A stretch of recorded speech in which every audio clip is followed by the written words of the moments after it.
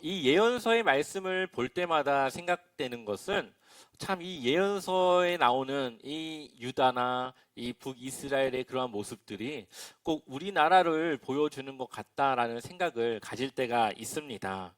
타락한 이스라엘의 모습이 지금 우리나라의 이러한 모습들과 겹쳐 보일 때가 있기 때문이죠.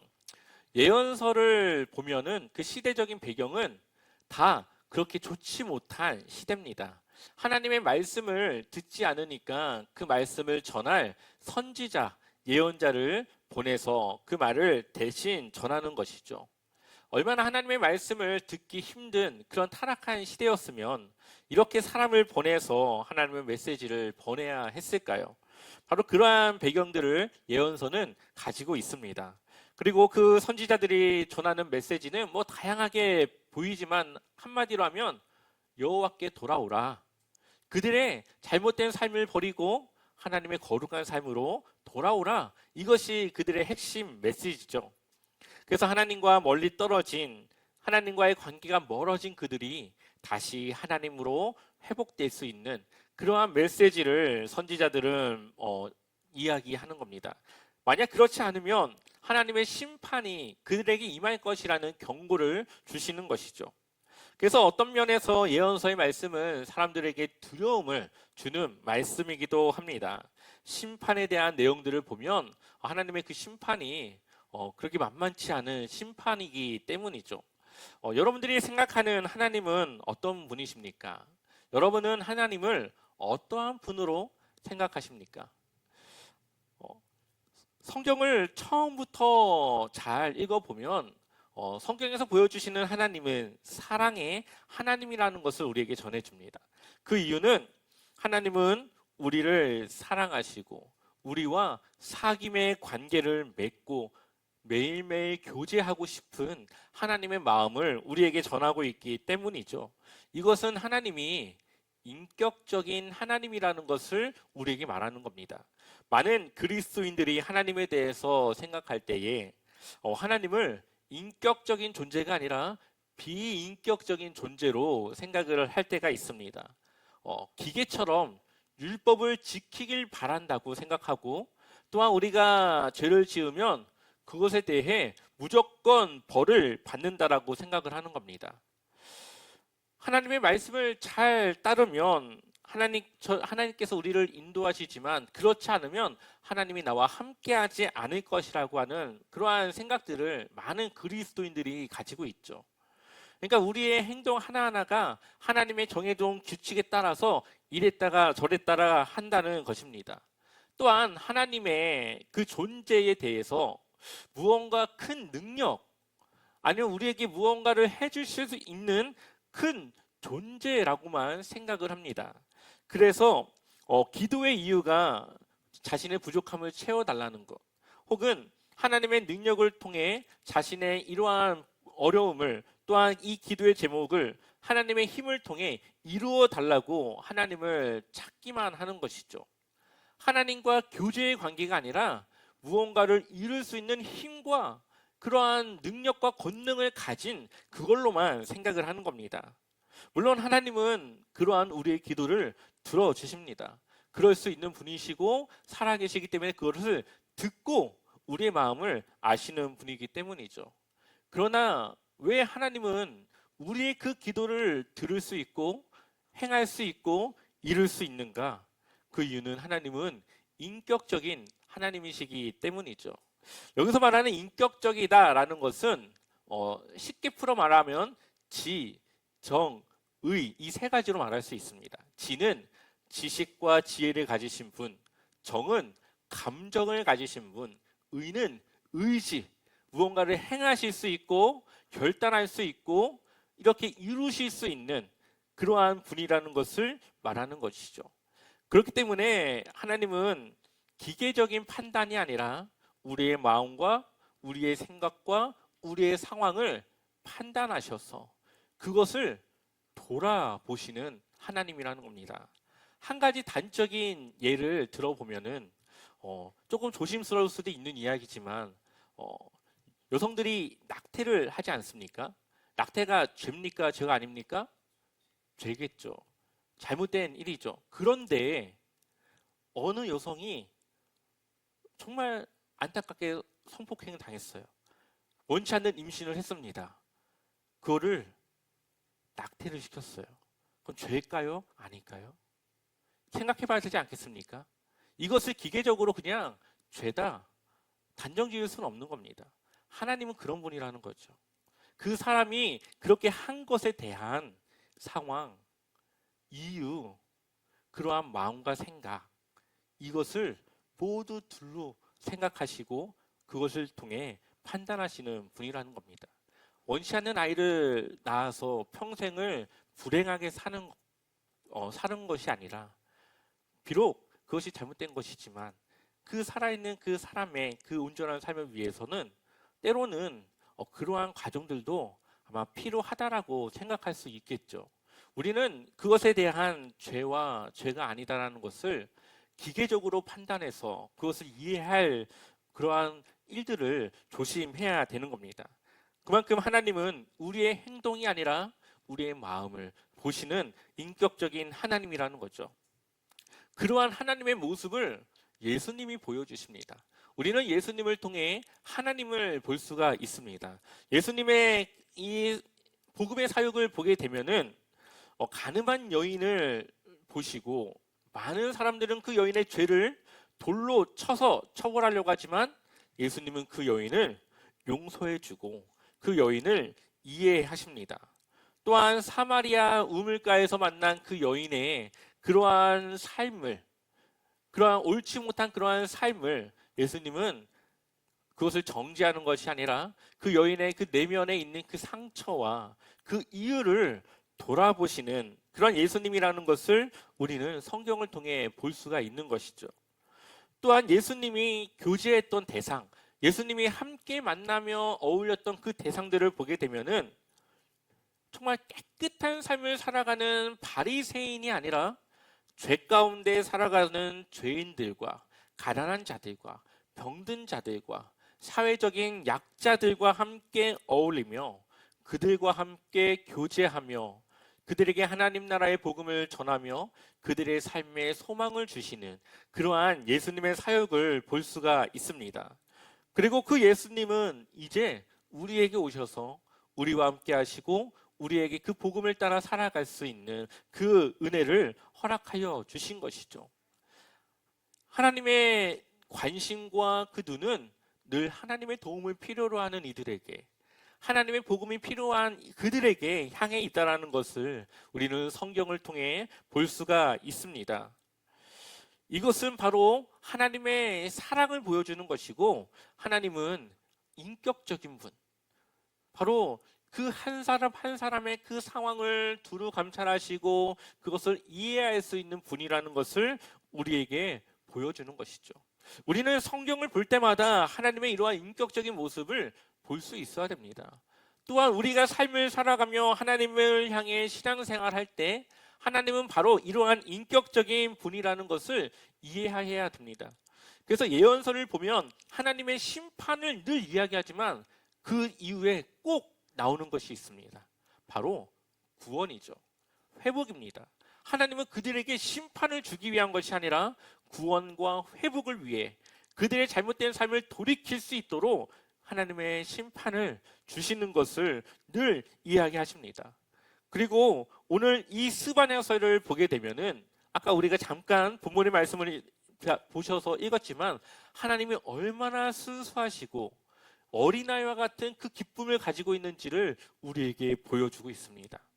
오늘 그러한 하나님의 그 마음과 그 하나님의 그 인격을 우리 모두가 함께 느꼈으면 좋겠습니다.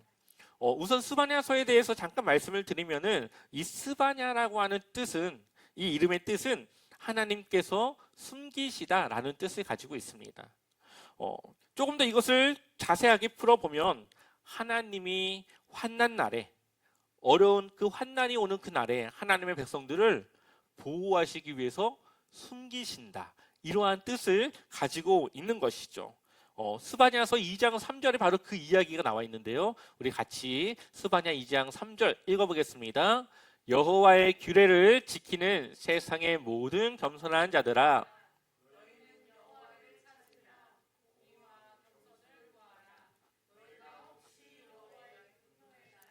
숨김을 얻으리라. 아멘. 하나님의 말씀을 따라 그 거룩함을 따라 살아가는 그 이들에게 하나님께서 그 분노의 날에 그들을 숨기시겠다라고 말씀하고 있죠. 그래서 스바냐서도 앞에서는 심판을 이야기하지만 그 이후에는 구원을 이야기하는 그러한 패턴으로 가는 것을 볼 수가 있습니다. 심판은 잘못된 길로 가는 이스라엘과 온 열방을 향한 하나님의 그 잘못을 깨닫기 원하는 그 마음을 주시는 겁니다. 심판 가운데 그들이 회개하여 그 남은 자들, 그 심판 속에서 남은 자들, 거룩함을 회복한 그들에게 바로 하나님의 구원을, 하나님의 그 회복을 약속하고 이어나가시겠다는 것이죠. 분명한 것은 하나님의 심판은 심판에서 끝나는 것이 아니라 그 이후에 회복이 있음을 우리에게 보여주고 있습니다. 그렇다면 이 스바냐가 활동했던 시대는 언제일까요? 우리 스바냐 1장 1절 말씀 같이 읽어보겠습니다. 아몬의 아들 유다 왕 요시야의 시대에 스바냐에게 임한 여호와의 말씀이라. 스바냐는 히스기야의 현손이요 아마랴의 증손이요 그다랴의 손자요 구시의 아들이었더라. 아멘. 스바냐 선지자는 누구의 후손입니까? 히스기야 왕의 후손입니다. 그 말은 스바냐는 왕족의 일가라는 것을 말하고 있는 것이죠. 비록 스바냐는 왕은 아니지만 그의 혈통은 왕가의 혈통을 타고난 가문의 사람입니다.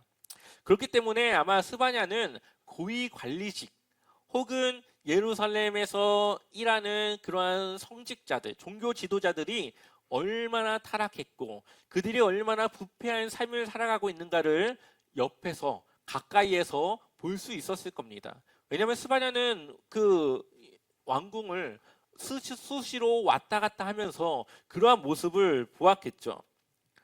그래서 이 스바냐 선지자의 활동 시기는 1장 1절에서는 이 요시야의 그 시대에 활동한 선지자로 말하고 있죠. 근데 좀 더 정확하게 우리가 이해한다면은 요시야 왕이 종교개혁을 행하기 바로 이전에 활동했던 선지자라고 볼 수가 있습니다. 왜냐하면 만약에 요시야 왕이 종교개혁을 단행할 때 모든 우상들을 철폐하고 하나님의 그 예배를 회복하는 그때에 활동했던 스바냐 선지자라면 그의 말씀에 그러한 종교개혁에 대한 요시야 왕에 대한 내용이 들어가야 되는데 그러한 내용이 없던 것을 보았을 때에 아마도 종교개혁이 이루어지기 이전 이 므낫세라고 하는 아주 악한 왕의 그 우상의 영향력이 한창 사람들에게 미치고 있는 그러한 시대에 이 스바냐 선지자가 활동했던 것으로 볼 수가 있습니다. 그러니 얼마나 이 시대가 부패한 시대였는지를 우리는 알 수가 있습니다. 그렇다면 이 스바냐가 지적하는 죄는 무엇일까요? 네 가지로 볼 수가 있습니다. 첫 번째는 우상 숭배입니다.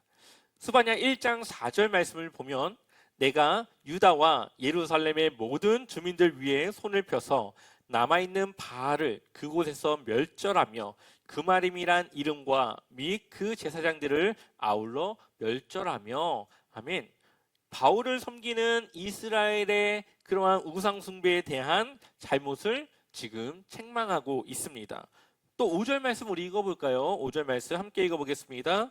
또 지붕에서 하늘의 뭇별에게 경배하는 자들과 경배하며 여호와께 맹세하면서 말감을 가리켜 맹세하는 자들과 아멘.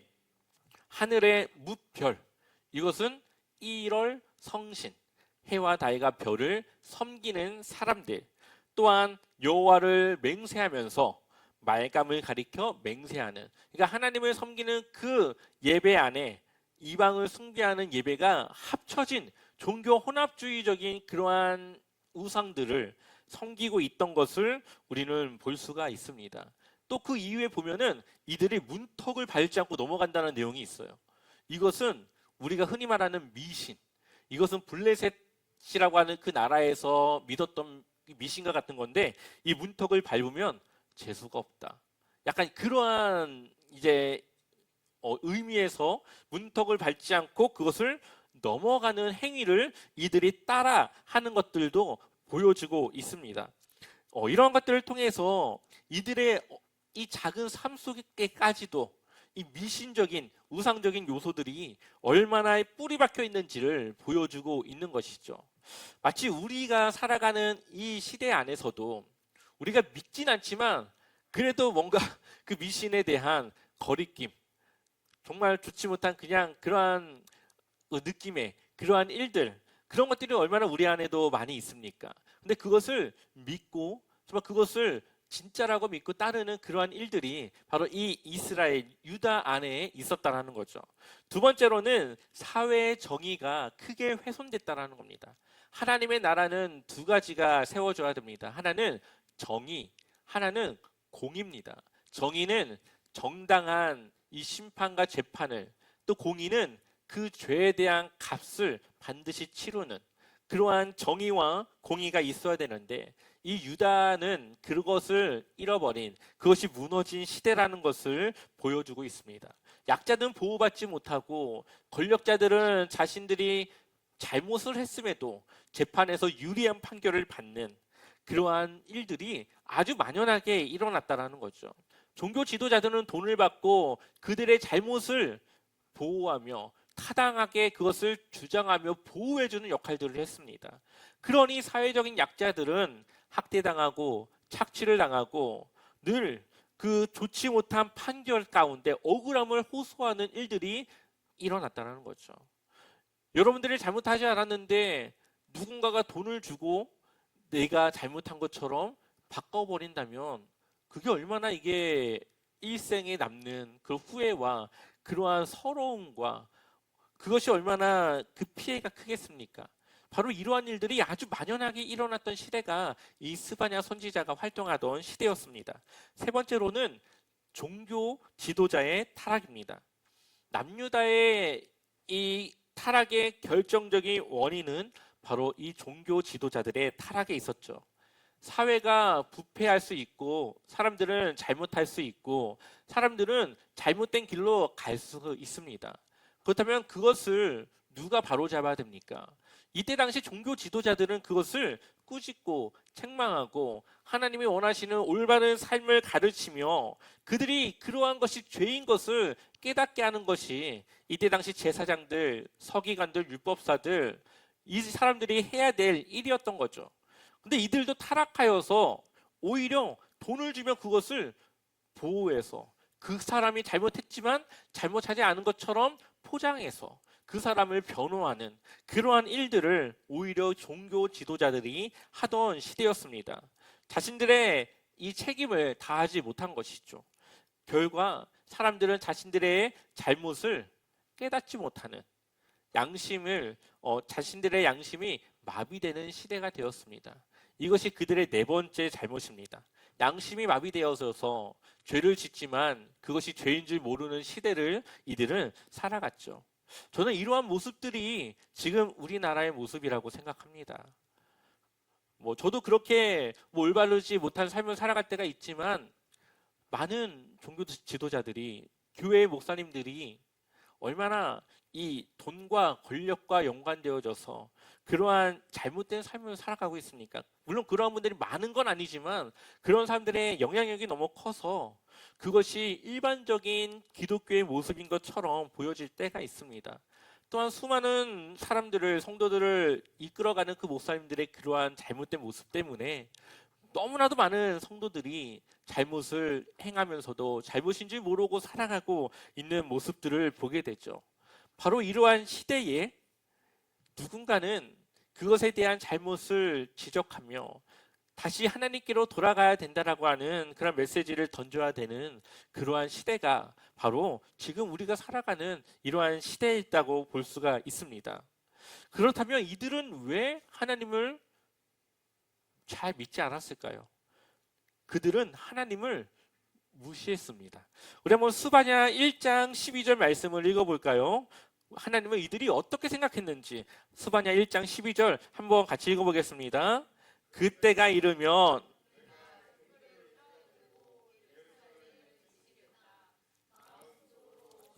복도 내리지 않고 내리지 않는다고 말하는 술찌꺼기 같은 인간들을 찾아서 벌하겠다. 아멘. 하나님을 향해서 뭐라고 말합니까? 하나님은 우리에게 복도 주실 수도 없고 우리에게 화를 내실 수도 없는 분이야 라고 이들은 생각했다는 거죠. 하나님의 화를 내실 수 없는 것이 아니라 인격적인 하나님이시기 때문에 그들의 죄를 보시면서도 참고 인내하고 기다리고 돌아오겠지 참고 있는 그 하나님을 이들은 우리가 이렇게 잘못했는데도 벌도 안 내리시는데 하나님은 벌도 안 내리시는 그런 살아있지 않은 우리에게 복도 줄 수 없는 아무 힘도 없는 그런 하나님이야. 이것이 이때 당시 사람들의 생각이었다라는 거죠. 근데 하나님은 이제 더 이상 참지 않고 그러한 생각으로 하나님을 믿지 않는 그들을 찾아 심판하시겠다라고 말씀하십니다. 스바냐서를 보게 되면은 크게 두 가지 주제를 말합니다. 여호와의 날에 임할 심판, 또 하나는 여호와의 날에 임할 구원. 똑같이 여호와의 날이지만 하나는 심판, 그 뒤에서는 구원을 말하고 있습니다. 이들은 어떻게 심판하느냐? 이방 나라들에게 재물과 같이 들어질 것이라고 말합니다. 이방 나라가 누군지는 정확하게 알 수는 없지만 학자들은 바벨론일 것이라고 이야기를 하죠. 그래서 바벨론에게 재물과 같이 재물을 드리듯이 이 유다를 하나님이 줘서 그들을 통해 심판하시겠다라고 말하고 있습니다. 이들을 어떻게 심판하느냐? 1장 2절을 보면 여호와께서 이르시되 내가 땅 위에서 모든 것을 진멸하리라. 지상의 모든 것을 진멸하고 3절을 보면 내가 사람과 짐승을 진멸하고 공중의 새와 바다의 물고기와 거치게 하는 것과 악인들을 아울러 진멸할 것이라. 내가 사람을 땅 위에서 멸절하리라. 나 여호와의 말이니라.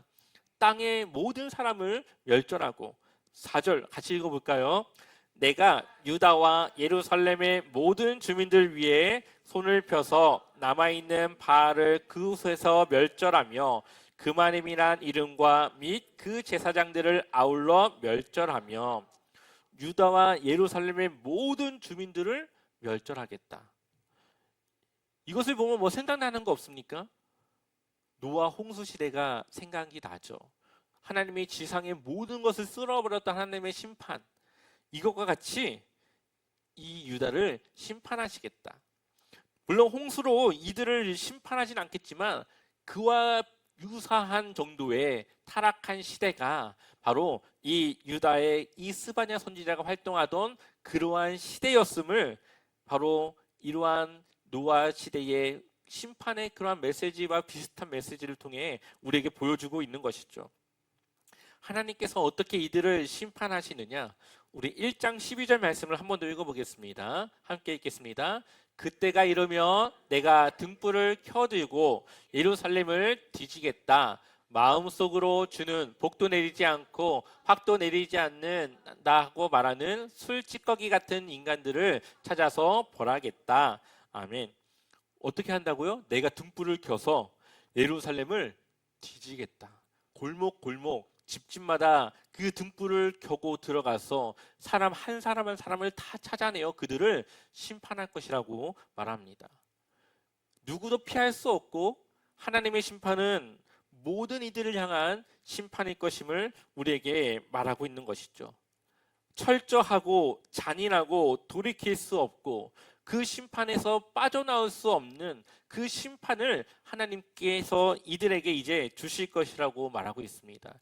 이것은 유다를 넘어서 열방을 향한 주변의 이방 나라들을 향한 심판으로까지 이어지게 됩니다.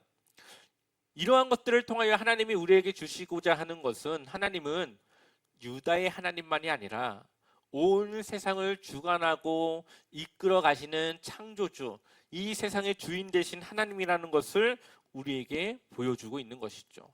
그것을 조금 반대로 생각하면 하나님은 유다를 구원하실 하나님이실 뿐만 아니라 온 세상의 사람들을 구원하실 수 있는 바로 열방의 하나님이라는 것을 우리에게 보여주고 있는 겁니다. 심판을 통해서 하나님이 원하시는 것은 그들과 다시 사귐의 관계를 회복하는 것입니다. 그래서 스바냐 3장 12절을 보면 내가 곤고하고 가난한 백성들을 내 가운데에 남겨두리니 이들이 여호와의 이름을 의탁하여 보호를 받을지라. 아멘.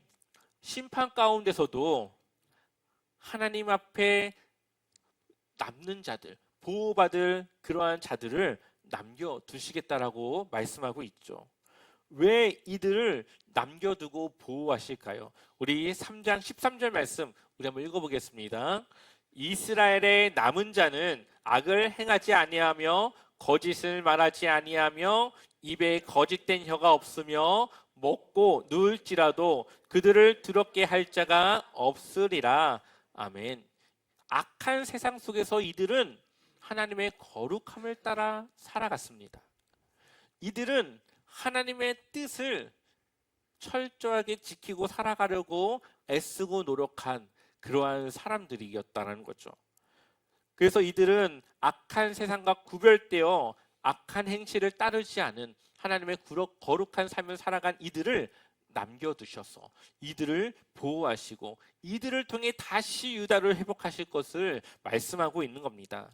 이들의 거룩한 삶을 조금 더 자세하게 보면 그들은 온유했고 겸손했고 또한 입술이 깨끗했고 행실이 올바른 삶을 살아갔다라고 말하고 있죠. 이들은 하나님의 심판의 대상이 아니라 구원의 대상이라는 것을 보여주고 있습니다. 하나님은 어둠에서 빛으로 돌이키는 우리를 통하여 기뻐하신다라고 말합니다. 기뻐하실 뿐만 아니라 하나님이 노래를 부르시겠다고 이야기를 하고 있습니다. 스바냐 3장 17절 말씀을 같이 읽어보겠습니다. 주 너의 하나님이 너와 함께 계신다. 구원을 베푸실 전능하신 하나님이시다. 너를 보고서 기뻐하고 반기시고 너를 사랑으로 새롭게 해 주심으로 너를 보고서 노래하며 기뻐하실 것이다. 아멘. 하나님은 부족함이 없으십니다. 외롭지도 않으신 분이시고 혼자 원래 계시던 존재이십니다. 근데 그 하나님이 그의 피조물인 우리가 죄를 돌이켜 하나님의 그 거룩한 삶으로 돌아올 때 우리를 통하여서 그가 기뻐하실 것이다. 노래하며 기뻐하실 것이라고 말하고 있죠. 여러분들 하나님이 노래할 것이라고 생각해 보셨습니까? 성경은 하나님은 노래까지 하시고 또한 성경을 잘 보면은 그 말씀 구석구석에 하나님의 나름의 그 유머가 들어가 있는 것들도 볼 수가 있습니다. 하나님은 인격적인 분이라는 거죠. 우리의 삶이 하나님을 기쁘게 할 수도 있고 하나님을 화나게 할 수도 있고 하나님의 그 마음이 우리를 통하여서 바뀌어질 수 있다라는 겁니다. 그렇기 때문에 우리가 하나님을 대할 때는 그냥 하나님이 아니라 나와 감정을 교류하고 나와 대화하고 나의 삶을 통하여서 화가 날 수도 있고 기뻐하실 수도 있는 그러한 하나님이라는 것을 우리는 기억하여 하나님과 동행하는 삶을 살아가야 되는 것이죠. 우리에게도 감정이 있지 않습니까? 우리도 생각을 하고 있죠. 우리도 무언가 의지를 가지고 행할 수 있는 그러한 결단을 합니다. 이것은 우리의 것이 아니라 하나님의 것을 우리에게 주신 겁니다. 그래서 창세기를 보면은 사람을 하나님의 형상을 따라 만드셨는데 거기서 말하고 있는 형상이 바로 이 인격을 말하는 것이죠. 하나님의 그 인격을 따라 우리에게 인격을 주셨습니다. 그래서 우리는 하나님과 교제하고 사귐의 관계를 가질 수가 있습니다. 참고로 이 사람과 가장 유사한 동물은 누구일까요? 어떤 동물일까요? 원숭이겠죠. 원숭이와 사람의 유전자를 대조해 보면 93%가 일치한다고 합니다. 어떤 자료에서는 99%라고도 말하고 최소 93%는 유전자가 일치한다고 합니다. 그런데 원숭이는 하나님과 교제할 수 없습니다. 그 원숭이에게는 하나님의 형상이 없기 때문이죠. 인격이 없기 때문입니다. 원숭이는 지식을 가지고 생각할 수 없고 감정은 있겠지만 그것을 자신의 의지대로 무언가를 결정하고 고민하고 생각하고 사람과 대화하며 그것을 이해하고 하는 이 능력을 하나님이 주지 않았기 때문에 원숭이는 하나님과 그러한 관계를 맺을 수가 없습니다. 오직 사람만, 하나님의 형상을 따라 지어진 사람만 지, 정, 의, 이 세 가지의 인격을 가지고 하나님과 함께 감정을 나누고 생각을 나누고 우리가 생각을 또 이해하고 하나님의 말씀을 이해하고 동의하고 그것을 내가 받아들이고 여러 가지 그러한 것들을 통해 우리가 하나님과 인격적인 교제와 사귐을 갖는 것이죠. 우리는 하나님과 사귐을 가질 수 있는 그러한 존재인 것입니다. 스바냐 3장 19절과 20절 우리 한번 두 절의 말씀 읽겠습니다. 그때에 내가 너를 괴롭게 하는 자를 다 벌하고 저는 자를 구원하며 쫓겨난 자를 모으며 온 세상에서 수욕받는 자에게 칭찬과 명성을 얻게 하리라. 내가 그때에 너희를 이끌고 그때에 너희를 모을지라. 내가 너희를 목전에서 너희의 사로잡힘을 돌이킬 때에 너희에게 천하 만민 가운데서 명성과 칭찬을 얻게 하리라. 여호와의 말이니라. 아멘.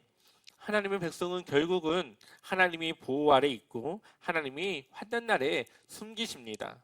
그리고 하나님의 백성을 심판의 도구로 사용했던 이방 나라들을 하나님이 이제 그들을 심판하십니다. 왜냐? 하나님의 백성을 괴롭혔기 때문이죠. 하나님의 백성은 심판을 받지만 그것이 구원을 위한 하나님의 과정이지만 하나님을 믿지 않은 이방 사람들은 그 심판이 곧 멸절의 심판이라는 것을 우리에게 보여주고 있습니다. 하나님은 긍휼하신 하나님이십니다. 그래서 냉정하게 우리를 내치거나 버리시거나 어떻게든 우리의 잘못된 삶을 찾아서 벌하시려고 하는 그러한 하나님이 아니라 우리를 하나님의 자녀로 이끌고 회복시키기 위해 노력하며 늘 우리와 함께 하시는 하나님이라는 것을 보여주고 있죠. 그러니 우리의 기도가 우리의 부족함을 구하는 소원을 비는 기도를 넘어 이제 하나님과의 이 마음을 나누는 우리의 생각과 나의 감정과 나의 이러한 삶의 환경을 하나님과 함께 나누는 그러한 기도의 단계로 올라서야 될 것입니다. 우리가 말하지 않아도 하나님은 이미 아시고 이미 우리를 이해하고 계십니다. 그러니 하나님이 바라시는 것은 우리와 함께 마음을 나누며 교제하며 사귐의 삶을 함께 하는 것이죠. 고대 중동의 창조 신화들을 보게 되면은 왜 사람을 창조했는지에 대한 여러 설화가 있습니다. 그러니까 진짜가 아니라 이제 꾸며낸 이야기겠죠. 그 설화를 보면 어떠한 이야기가 있냐면은 신이 사람을 만든 이유가 뭐라고 나와 있냐면은 그들이 생각하는 신은 여러 계급의 신들이 있습니다. 최고 신이 있고 그 밑으로 피라미드 구조와 같이 짜자자자자가 있는 거죠. 근데 맨 하위에 있는 그 신들이 맨날 허드렛 일, 힘든 일, 막 고역 그런 일들을 막 하니까 얼마나 힘듭니까? 그러니까 어느 날 이 최고 신에게 말합니다. 신이시여, 우리 너무 힘들어서 이제 안 되겠습니다. 우리 이제 이거 일 그만하고 싶습니다. 그러니까 그 신이 한 존재를 만드는데 그게 바로 인간이라는 겁니다.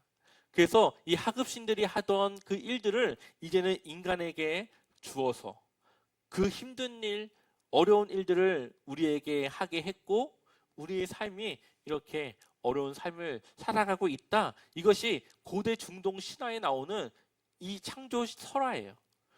그들이 생각하는 신이 인간을 만든 이유는 신이 하기 싫은 일을 대신할 존재로 사람을 만들었다라고 생각을 합니다. 그러나 성경은 우리에게 하나님이 우리를 만든 이유는 하나님과 사귀며 하나님과 교제하며 하나님과 함께할 존재로서 우리를 인격적으로 만들었다라고 이야기를 하고 있죠. 얼마나 놀라운 사실입니까? 얼마나 이것이 하나님의 그 마음을 우리에게 전하고 있습니까?